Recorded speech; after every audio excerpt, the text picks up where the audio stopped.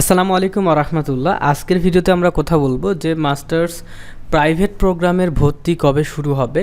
তো চলেন আজকের ভিডিও শুরু করা যাক। তো সর্বপ্রথম আমি আপনাদেরকে বলবো যারা প্রিলিমিনারি টু মাস্টার্স পাস করেছেন, সো আপনাদের মাস্টার্স শেষ পর্বে ভর্তির কিন্তু বিজ্ঞপ্তিটি প্রকাশ করা হবে।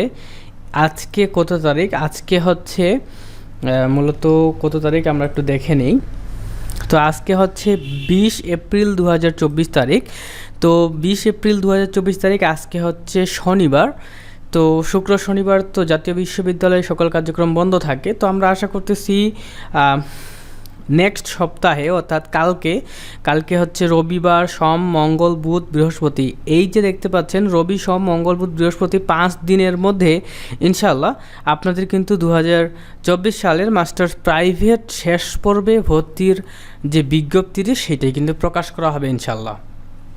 আপনারা সবাই জানেন যারা প্রিভিয়াস পাস করেছিল নিয়মিত থেকে, সো তারা কিন্তু নিয়মিততে ভর্তি আবেদন শুরু হয়েছিল, সেটাতে আবেদন করে অলরেডি ভর্তি হয়ে গেছে, তাদের ক্লাস কিন্তু চলতেছে।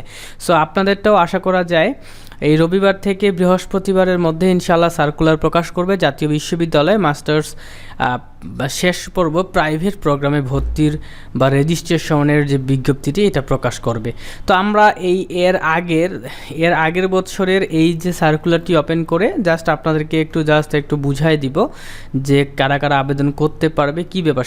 সো দেখেন আপনাদের আবেদনের সময় কতটুকু পাবেন। তো আপনারা কিন্তু আবেদনের মিনিমাম একটা সময় পাবেন 10 থেকে 15 দিন।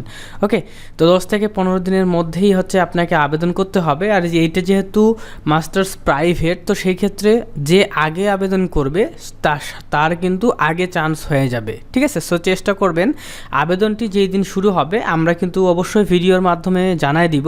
চ্যানেলটি সাবস্ক্রাইব করে সঙ্গেই থাকবেন, তাহলে সবার আগে জানতে পারবেন। আমরা অলরেডি ভিডিওর মাধ্যমে জানাই দিব যে মাস্টার্স প্রাইভেট প্রোগ্রামে আবেদন শুরু হচ্ছে ওই দিন, তো আপনারা ওই দিনেই কিন্তু আবেদন করে ফেলবেন। ওকে, তো এইখানে আবেদন করার পর আপনাদের কোনো কিন্তু মেধা তালিকা আসবে না যে আপনি চান্স পেলেন কি পেলেন না, এমনটি নয়। আপনি আবেদন করেছেন আপনার নামে একটা সিট বুকিং হয়ে গেল, আপনি চান্স পেয়ে গেলেন অটোমেটিকলি, ঠিক আছে। তো এইখানে আবেদন ফি এবং রেজিস্ট্রেশন ফি এর আগের বছরে 300 টাকা আবেদন ফি ছিল, রেজিস্ট্রেশন ফি ছিল 800 টাকা, মোট 8×3=1100 টাকা। এইবার হয়তোবা আপনাদের 300-400 টাকা বেশি হইতে পারে, ঠিক আছে। মনে করেন যে আপনাদের 1400-1500 টাকা লাগতে পারে, তো লাগুক, সমস্যা নেই। এই যে 1400-1500 লাগতেছে আপনি ভর্তি হয়ে যাচ্ছেন তার টাকা এটা তারা নিচ্ছে, এটা কিন্তু নর্মালি কোনো কিছু না। আবেদন এবং রেজিস্ট্রেশন আপনার কিন্তু নামে হয়ে গেল, তার জন্য ভর্তি ফি এই 1800 বা 2000 টাকার মধ্যেই হয়ে যাবে, ক্লিয়ার। তো 10 দিনের মধ্যে সময় পাবেন আবেদন করার, সবচেয়ে আগে আবেদন করার চেষ্টা করবেন।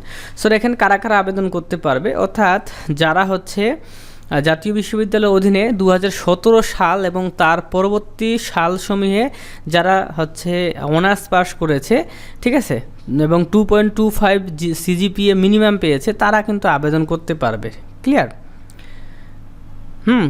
এবং এখানে দেখেন, তবে যারা 4 বছর মেয়াদী স্নাতক সম্মান পরীক্ষায় পাস ডিগ্রি প্রাপ্ত, যারা অনার্স পাস করেছে, পাস করতে পারেনি, ডিগ্রি সার্টিফিকেট পেয়েছে অনার্সে পড়া সত্ত্বেও, সো তারা আবেদন করতে পারবে না, এটা বলে দিছে।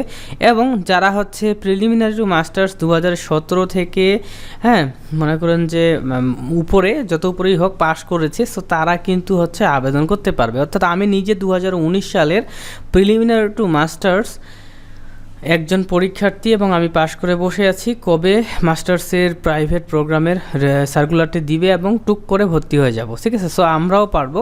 তো যারা প্রিভিয়াস করেছেন 2.25 যদি সিজিপিএ পেয়ে থাকেন তাহলে আবেদন করতে পারবেন, ক্লিয়ার। তো এইগুলোই কথাবার্তা। আর আবেদন করার জন্য কি কি লাগবে? আবেদন করার জন্য আপনার একটা ছবি লাগবে, আর যে আপনার নাম লাগবে, এই যে দেখেন রোল নাম্বার লাগবে, রেজিস্ট্রেশন নাম্বার লাগবে, পাশের সাল, নিবন্ধিত মোবাইল নাম্বার, ইমেইল অ্যাড্রেস, এগুলো লাগবে, ক্লিয়ার। তো এগুলা কিসের লাগবে এটা হয়তো আপনারা শুনতে পারেন। তো আপনি যদি অনার্স পাস করে ভর্তি হতে চান তাহলে অনার্সের রোল রেজিস্ট্রেশন নাম্বারটি অবশ্যই লাগবে।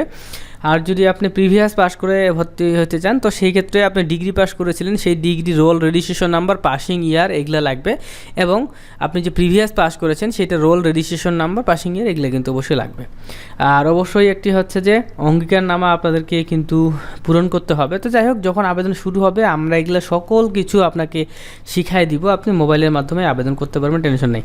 তো এই ছিল মূলত আমাদের আজকের ভিডিও। লাইক করতে ভুলবেন না। আল্লাহ হাফেজ।